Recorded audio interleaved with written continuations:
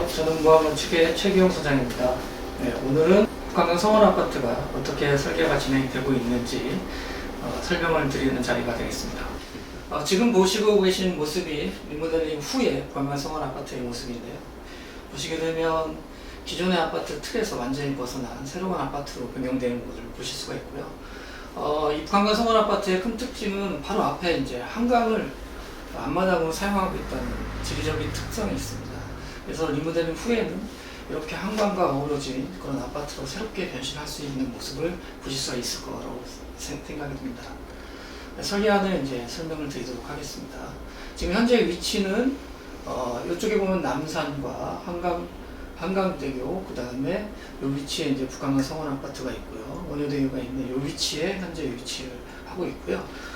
원효대교, 한강철교, 그리고 서부이천동의 한쪽에 이제 북한강 성원 아파트가 있습니다. 준공 연도는 2001년 8월에 준공을 했고요. 세대수는 340세대가 되겠습니다. 그리고 현재 약 용적률은 376% 정도 됐고 건폐율은 한 25% 정도 됩니다. 이 주위의 현황을 보면 일단 북한강 성원 아파트는 한강 조망이 가능하고요. 한강 공원을 이용하기에 용이한 위치에 있고요. 용산역, 그 다음에 용산 정비창이 대규모 개발 계획이 되어 있는 인접지에 위치해 있고요. 여의도, 그 다음 강남, 용산 등의 어떤 접근이 용이한 위치에 있다고 보시면 됩니다. 이전에는 아파트가 지금 2개 동으로 좀 구성이 되어 있습니다. 여기서 들어오는 차량 입구가 있고 차량 출구가 있습니다. 그리고 지하 주차장으로 내려가는 램프들이 위치가 되어 있고요. 지금 101동과 102동, 그리고 지상부에는 그 주차장으로 구성이 되어 있고 지하층에는 한 개층 반, 그러니까 지하 1층이 풀로 한 개층이 있고 그 다음에 반 정도가 되는 게 이제 지하 2층으로 되어 있습니다. 이렇게 돼서 전체 연면적은 약 현재는 9,400, 리모델링 전에 9,400평 정도 되고요. 그리고 지상 20층에서 22층까지로 계단식으로 중앙부는 높고 양쪽은 20층으로 좀 구성이 되어 있고 지하 2개층에 주차장이 설치가 되어 있습니다. 그리고 지하 주차 대수는 약 206대 정도 돼서 세대당 0.6대 정도로 되어 있고요. 특히 이제 관심 있게 보셔야 되는 부분들이 용적률 부분입니다. 현재는 기존 아파트가 376%의 용적률을 가지고 있습니다. 그러니까 실제로 지금 현행법에서 3종 일반 주거지역에서 최대로 용적률을 가져갈 수 있는 용적률이 300%이기 때문에 이미 이 아파트는 준공 당시에도 그 지금 현행 기준에 맞는 용적률 300% 이상을 확보하고 있기 때문에 실제 이게 재건축이 됐을 경우에 300% 이하로 재건축을 하기 때문에 실제로 여러분이 사용하실 수 있는 면적이 줄어든다는 것을 아실 수가 있습니다. 그럼 현행 주택법 기준에 의해서 증축 가능한 면적을 한번 보도록 하겠습니다. 현행 주택법에는 지금 현재 가지고 있는 전용 면적에 비해서 85제곱미터 미만이면 40%까지 늘릴 수가 있고요. 85제곱미터가 초과되면 30%까지 늘릴 수가 있습니다. 근데 북한강 성원 아파트는 전체 세대가 85제곱미터 미만이기 때문에 40%까지 증축이 가능하고요. 그리고 또한 공용면적 증가에 대한 어떤 제한이 없습니다. 그래서 실질적으로 전용 면적을 증가하는 부분에다가 실제 여러분이 쓰시는 나머지 공용면적에 해당하는 부분들의 제한이 없기 때문에 법에서 제한하는 것은 그 전용면적 기준에 대한 제한만 있습니다. 그러면 여러분들이 실제로 최대로 정축할 수 있는 면적을 보시면 전체가 85제곱미터 340세대가 40%까지 증축하게 되면 각 세대당은 83제곱미터까지 늘어나고요. 이거를 340세대 총 합하면 28,345제곱미터 정도까지 면적을 늘릴 수가 있습니다. 그러니까 이 면적이 여러분이 가져갈 수 있는 총량이라고 보시고요. 이 총량을 어떻게 배분을 하느냐, 조합이 늘릴 수 있는 면적과 그 다음에 조합이 늘릴 수 있는 면적을 배분을 해서 일반 분양 세대로 띄워주는 개념입니다. 그래서 조합은 저희가 한 22% 정도 면적을 늘렸고요. 그리고 한 17% 정도 되는 면적은 분양 세대로 분양을 할 수 있게 면적을 띄워줬습니다. 그래서 이 분양을 한 세대가 여러분이 이제 그 분양 수익으로 결국은 여러분이 내시는 공사비 분담금을 줄이는 시스템으로 되어 있습니다. 그래서 여러분이 전체 늘릴 수 있는 40% 중에 조합이 한 22% 정도 늘리고 나머지 한 17%는 일반 분양을 해서 전체적으로 공사비 분담금을 줄이는 그런 사업이라고 보시면 되겠습니다. 그리고 만약에 이 단지를 수익 중축을 하게 되면 결국 지금 20층, 그 다음에 22층, 25층인데 15층 이상이면 3개 층 중축이 가능합니다. 그러면 이렇게 101동과 102동 위에다가 3개 층씩 쭉 쌓게 되면 이제 48세대까지 단순하게 생각하시면 48세대까지 일반 분양 세대를 확보하실 수가 있는 거고요. 여기에 조건은 아까 설명드렸듯이 안전진단 결과 A, B 등급을 받아야지만 이렇게 수익 중축이 가능한 겁니다. 그리고 만약에 안전진단에서 C 등급이 나오게 되면 이런 수익 중축은 불가능하고 수평으로 늘리는 리모델링이 가능합니다. 근데 이제 여기서 잠깐 그 수익 중축과 수평 중축의 어떤 그 개념적으로 이 내용을 설명을 드리면 지금 현재 그 리모델링 하는 단지들이 이제 수직 중축보다 수평 중축을 선호하는 이유가 있습니다. 그 이유는 뭐냐면 아직까지 이 수직 중축을 하게 되면 이 안전진단 플러스 그다음에 안정성 검토를 통해서 소요되는 시간이 상당한 시간이 좀 걸립니다. 저희가 이제 분당에 이제 3개 단지를 진행을 하고 있는데 초기에 다 이렇게 수직 중축형으로 설계를 진행을 했었습니다. 그 단지들이 1차 안정성 검토가 거의 1년 정도 이상 시간이 걸렸고요. 그리고 2차 안전진단을 지금 현재 들어가서 진행을 하고 있는데 그것도 1년 이상의 어떤 기간들이 필요하게 됐습니다. 그리고 아직까지 이렇게 파일 형태의 아파트 형태에서 이렇게 2차 안전성 검토까지 완료된 단지는 없습니다. 그래서 지금까지 이렇게 수익 중축을 추진하는 단지들이 워낙 이렇게 안전성 검토하는 기간이 길다 보니까 사업 기간이 길어지고 그러다 보니까 이제 실질적으로 이제 조합원들이 분담해야 되는 비용들이 상승하는 효과가 있고 사업이 이제 잘 진행이 안 되다 보니까 이 수익 중축하는 단지들 중에서도 이제 수평 중축으로 이제 변화를 해서 사업을 진행하는 단지들이 이제 발생을 하게 되고요. 일단 이 북강릉 성원 아파트는 안전진단을 통해서 이렇게 AB 등급을 받으면 수익 중축도 할 수 있고요. 그 다음에 C 등급 이상이면 수평 중축도 가능하다라고 보시고 수평 수익 중축인 경우에는 약 48세대 정도까지 이렇게 3개 층을 올려서 확보가 가능합니다.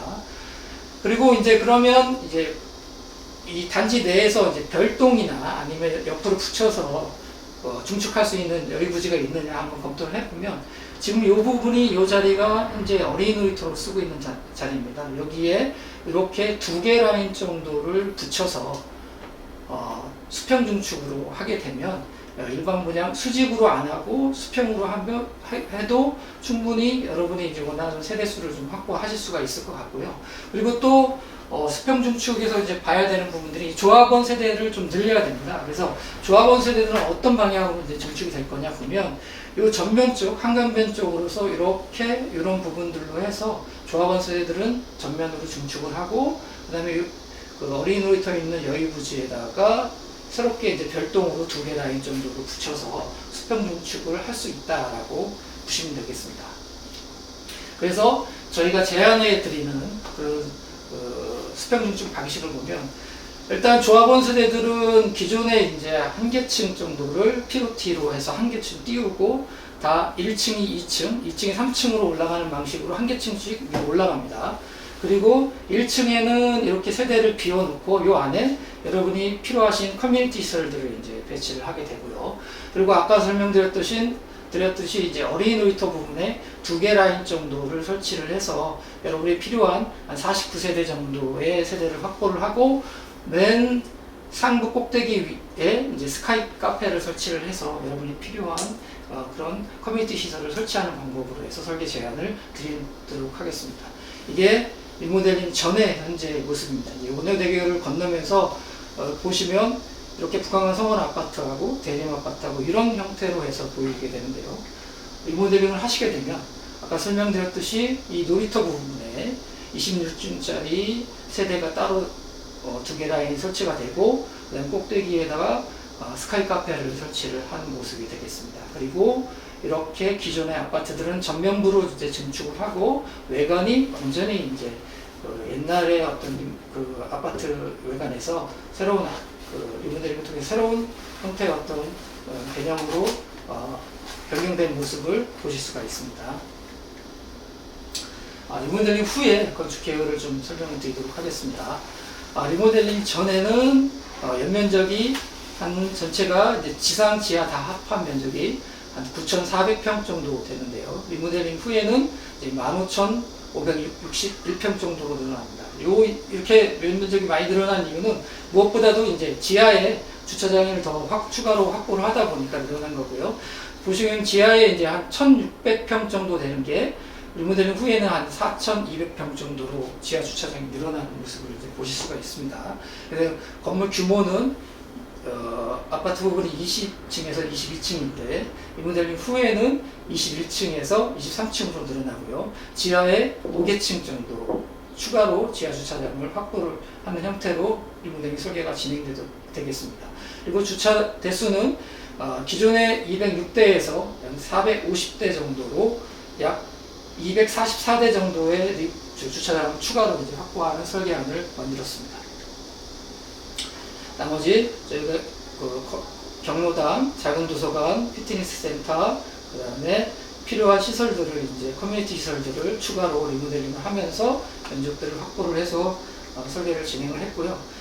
요게 이제 리모델링 전후에 이제 면적표를 한번 보시겠습니다. 공급 면적표를 보시면 리모델링 전에는 전용 면적이 59.59였는데 리모델링 후에 72.83으로 이제 면적이 늘어납니다. 이게 전용 면적 기준으로 봤을 때 약 22% 정도 면적을 늘린 게 되고요. 그리고 엘리베이터를 추가로 설치를 하고 그 다음에 그 벽체 면적을 공용 면적으로 환원을 해서 이렇게 한 주거 공용 면적이 한 6평 정도 늘어나고, 그리고 리모델링 후에 이걸 그 전용 면적과 주거 공용 면적을 합하면 28평이 됩니다. 그래서 기존에 22평형 아파트가 28평형 아파트가 되고요. 그리고 추가로 커뮤니티 시설들을 설치를 하고 지하 주차장을 또 추가로 확보를 했기 때문에 지하 주차장 면적이 기존에 약 9.1제곱미터였는데 리모델링 후에는 5개층을 더 파서 여러분들이 면적이 늘어났기 때문에 한 34제곱미터 정도로 면적이 늘어납니다. 이렇게 되면 계약 면적으로 보시면 계약 면적이 91.5제곱미터요, 27.68평에서 132.25, 40평형으로 면적이 늘어난다고 보시면 됩니다. 그래서 지금 여러분들이 알고 계신 27평형 아파트가 이제 40평형 아파트로 변경된다는 이 계약 면적을 보시면 아실 수가 있고요.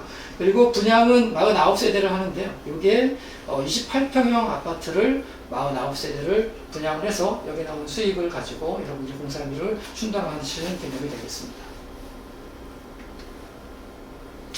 이 기존의 아파트에서 리모델링 후에 이제 아파트 모습인데요. 101동, 102동이 그대로 위치해 있고요. 이 빨간 선 앞쪽으로 이제 여러분 면적, 조합원들이 사용하는 면적이 늘어난 것을 보실 수가 있습니다. 그리고 지금 현재 어린이 놀이터 위치한 자리에 이렇게 2개 라인을 더 추가로 설치를 해서 일반 분양 세대를 확보를 했고요. 그리고 여러분들이 지금 기존에 쓰고 계신 출입구 이쪽에 문줄을 설치를 할 예정이고요. 그리고 내부는 전체가 다 이제 공원화된 조경을 설치를 해서 전체 단지를 이제 공원화하는 그런 개념으로 설계를 진행할 예정입니다. 이게 리모델링 전에 이제 세대의 모습인데요. 기존에 이제 전용 면적 58제곱미터로 실제로 사용하는 이 부분이 이제 현재 기준으로 따지게 되면 전용 면적 산정 방식은 중심선이 아니라 이제 그 안목으로 계산하기 때문에 실제로 사용하는 면적이 한 이 정도 됩니다. 이걸 안목으로 다시 계산해 보면 여러분들이 알고 계신 전용 면적 59.5는 그 예전의 방식대로 면적이 산정됐기 때문에 이 중심선, 그 다음에 내부에 있는 이런 벽체 면적까지 다 포함이 된 면적이었습니다. 그래서 현재 기준으로 다시 한번 안목 기준으로 면적을 산정하면 이게 약 1.35평 정도가 이제 벽체 면적이었다는 걸 아실 수가 있습니다. 근데 저희가 리모델링을 통해서 숨겨졌던 면적을 다시 찾아올 거고요. 실제로 그래서 1.35평은 실사용 면적으로 증가되는 걸 아실 수가 있습니다. 그리고 또한 이 전면에 있던 엘리베이터를 후면 쪽으로 위치를 이제 변경을 하게 됩니다. 이렇게 후면 쪽으로 변경을 한 이유는 일단 저희 단지 같은 경우는 후면 쪽에 주차장이 있습니다. 후면 쪽에 주차장을 5개 층을 다시 파고 5계층에 있는 주차장에서 각 세대로 엘리베이터를 연결하는 방법으로 이렇게 엘리베이터를 앞쪽에 있던 엘리베이터를 후면 쪽으로 옮겨서 지하 주차장을 다 연결을 시킬 예정이고요. 그리고 여기 이렇게 위치가 옮겨진 요 부분을 각 세대가 서로 이제 반씩 나눠서 사용하게 되면 이 전면폭을 지금 쓰고 있는 전면폭보다 훨씬 더 넓게 사용할 수 있는 장점이 있습니다. 그래서 엘리베이터를 후면 쪽으로 돌려서 지하 주차장에 전층을 연결시키고 전면에는 전면 폭을 증가해서 거실을 좀 넓게 쓰는 방식으로 설계를 진행을 했습니다. 이게 리모델링 전의 모습이고요. 아까 그런 방식으로 해서 이 엘리베이터에 있는 자리에 이렇게 각 세대가 이제 두 세대가 반씩 나눠서 사용하게 되면 면적이 이제 요 폭이 늘어납니다. 이 늘어난 폭을 이제 거실로 사용하게 되고요. 이 거실이 기존에 있던 것보다 리모델링 후에는 한 5.2m 정도 되는 거실 폭을 이용해서 지금 분양을 하고 있는 아파트들이 5.2 정도의 거실이라고 하면 40평대 이상의 어떤 거실입니다. 그래서 실제로 평형에 이제 지금은 그 라이프 사이클 자체가 이제 거실 위주의 생활권이기 때문에 거실을 넓게 하는 설계안을 좀 만들었다고 보시면 됩니다. 그래서 거실 폭을 5.2m의 거실 폭을 확보를 하고요. 거실에 대면형으로 주방을 설치를 하게 됩니다. 그리고 안방은 기존에 지금 안방을 쓰고 있던 폭을 그대로 유지를 해서 안방 폭은 그대로 유지되고, 그리고 전면 쪽 발코니를 약간 더 실사용 면적을 확장을 해서 앞으로 좀 늘렸습니다. 그래서 실제로 사용하는 이 안방의 깊이는 좀 더 깊게 해서 안방의 이제 사용 면적을 더 늘렸고요. 이제 후면 쪽에 방을 이제 2개를 설치를 했습니다.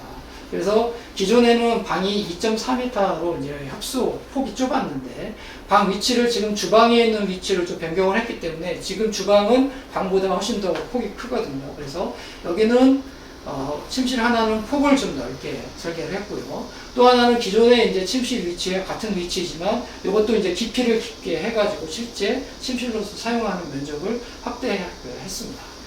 그래서 여기 보시면 전용 면적이 아까 설명드렸듯이 안목하고 그 다음에 실질적으로 한 22% 이제 면적이 이제 증가가 되는데요. 리모델링 후에는 59에서 72제곱미터로 면적이 늘어납니다. 실제 사용하는 면적이 5.36평 정도 전용 면적, 실사용 면적을 늘렸고요. 그리고 이 전용 면적에다가 이제 앞뒤로 이제 발코니들 면적을 다 합하게 되면 실질적으로 전용 면적이 22평이고 발코니 면적이 약 6.7평 정도 됩니다. 그래서 실제 여러분이 그 세대가 사용하는 면적이 28.76평으로서 면적을 실제로 여러분이 사용하시는 면적이 되시겠습니다. 이거 좀 확대해서 평인데요. 이거를 좀 세부적으로 리모델링 후에 이제 포인트를 좀 변경된 포인트를 정리를 하면 일단 거실폭을 3.9m에서 5.2m로 거실폭을 확장을 했습니다.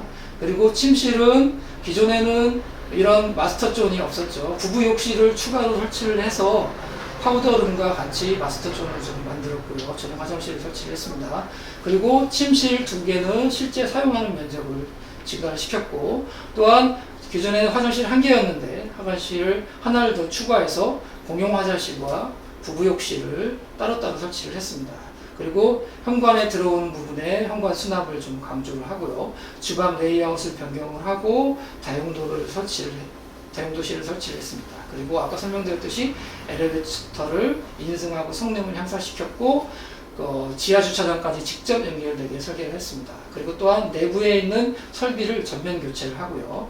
그 다음에 초기 소화 설비를 할 수 있는 스프링클러를 전 세대에 설치하고 친환경 마감재를 사용하고 우수한 단열 성능과 고부밀성 창호를 설치를 하고, 또한 이 거실 여러분들이 그 북한강 성원 아파트가 대부분 서양으로 되어 있기 때문에 외부 차양 설비를 설치를 해서 오후에 일사를 조절할 수 있는 기능들을 이 리모델링을 통해서 마련을 하도록 하겠습니다. 이 부분은 어린이 놀이터 부분에 설치되는 2개 라인의 일반 분양 세대의 평면이라고 보시면 됩니다.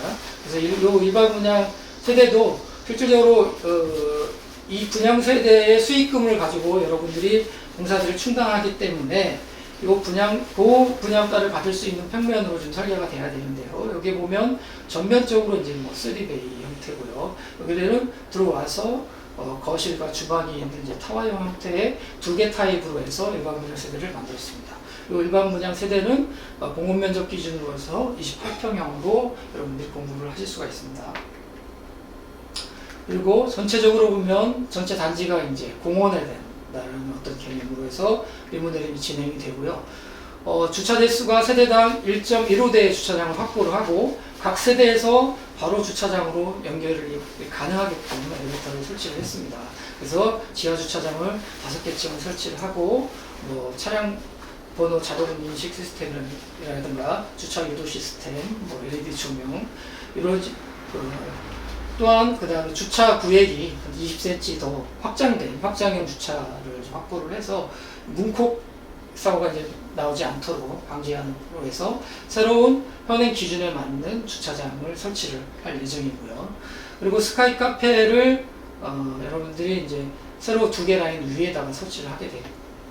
요 위에 올라가서 보면 실질적으로 한강 뷰가 좀 있고, 그리고 여기에 이제 뭐 불꽃놀이 할 때 요 위에 올라가서 보시면 정말 앞마당에서 이런 한강을 이제 보실 수 있는 그런 스카이 카페를 이 부분에 설치를 하시게 됩니다. 그리고 지금은 없는 이런 커뮤니티 시설들, 실버 라운지라든가 그런 것들을 이제 추가로 설치하게 되고요. 또 리모델링을 통해서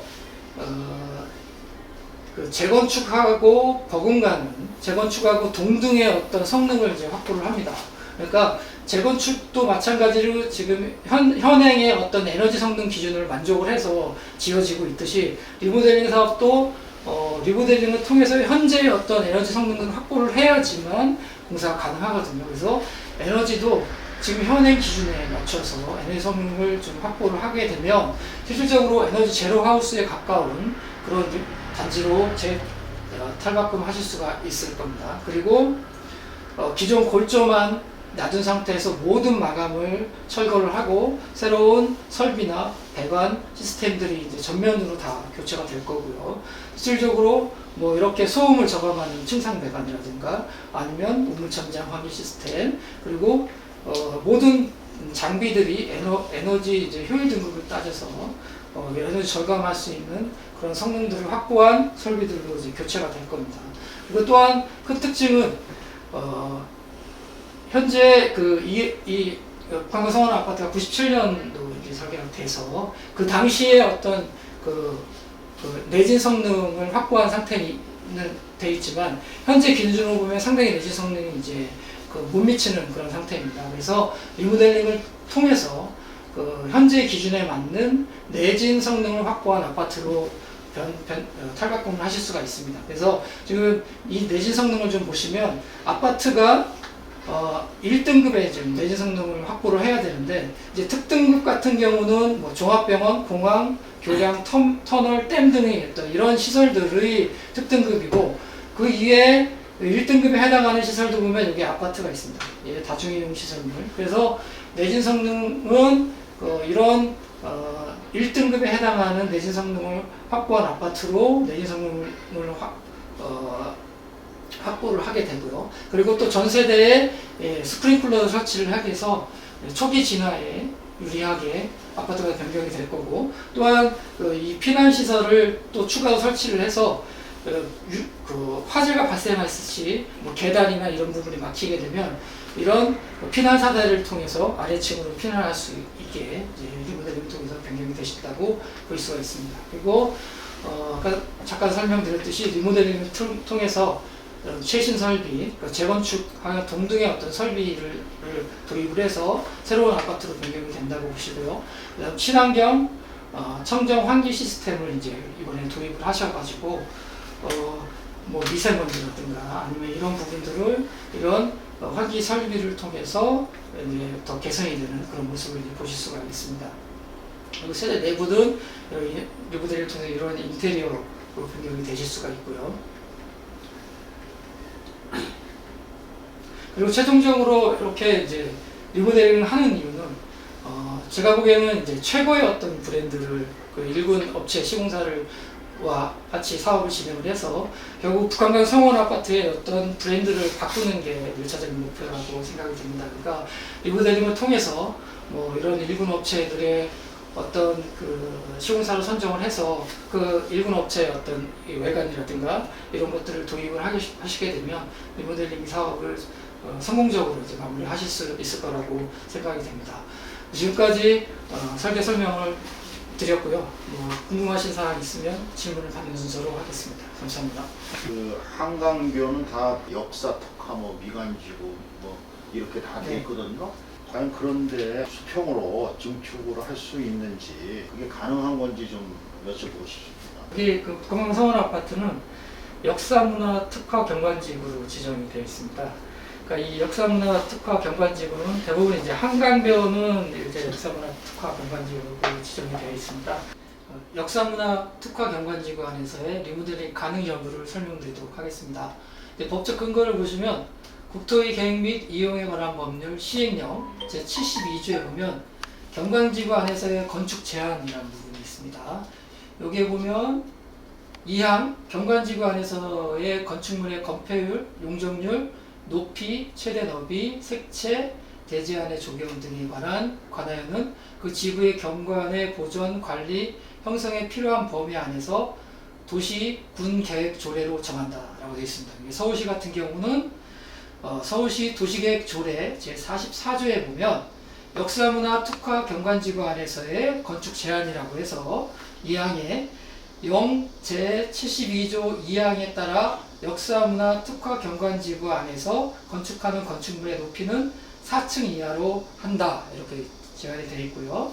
다만 허가권자가 서울특별시 건축조례에 따른 건축위원회 또는 서울특별시 경관조례에 따른 경관위원회의 심의를 거쳐 경관상 지장이 없다고 인정한 때에는 6층 이하로 할 수 있다라고 되어 있습니다. 그래서 결국 역사문화 특화 경관지구 안에서는 서울시 같은 경우는 기준이 4층 이하고요. 그리고 심의를 통해서 6층까지 완화를 받을 수 있습니다. 그런데 여기에서 이제 국토의 계획 및 이용에 관한 법률 시행령으로 다시 한번 올라가 보시면 제83조 용도지역, 용도지구 및 용도구역 안에서의 건축 제한의 예외라고 되어 있습니다. 이 조항의 2항에 보시면 경관지구 또는 고도지구 안에서의 건축법 시행령 제6조 1항 6호에 따른 리모델링이 필요한 건축물에 대해서는 제72조 아까 설명드렸듯이 시행령 제72조 경관지구 안에서의 건축 제한입니다. 72조부터 74조까지 규정에도 불구하고 같은 법은 이제 이게 건축법입니다. 시행령 제6조 1항 제5호에 따라 건축물의 높이, 규모 등의 제한을 완화하여 제한할 수 있다라고 되어 있습니다. 그러니까 이 조항에 의해서 리모델링 사업인 경우에는 완화를 해서 사업을 진행할 수 있다는 내용이고요. 이런 내용의 법적 근거에 의해서 실제로 이런 두 개 사업장 같은 경우는 여기와 똑같은 역사문화 경관지구인데 실제로 이제 역사문화 경관지구 내에서 리모델링 사업이 완료된 사례를 좀 설명드리도록 하겠습니다. 이제 서울시 강남구 청담동에 소재한 이 아파트 2개 단지가 실제로 역사문화 경관지구에 해당이 되는데 실제 리모델링을 통해서 18층이 19층으로 중축이 됐고요. 그리고 조합원 세대를 옆으로 수평 중축을 해서 면적을 더 늘리는 시스템으로 해서 리모델링이 완료가 되어 있습니다. 그리고 용적률이 425%로 완화를 받았고요. 그 다음에 바로 옆에 있는 레미안 로이브도 마찬가지로 한 개 층을 18층이 이제 19층으로 중축을 했고 마찬가지로 수평 중축을 했습니다. 그래서 용적률이 345% 완화를 해서 두 단지가 역사문화 경관지구이지만 이렇게 완화를 받아가지고 리모델링이 완료된 사례로 이제 보실 수가 있습니다.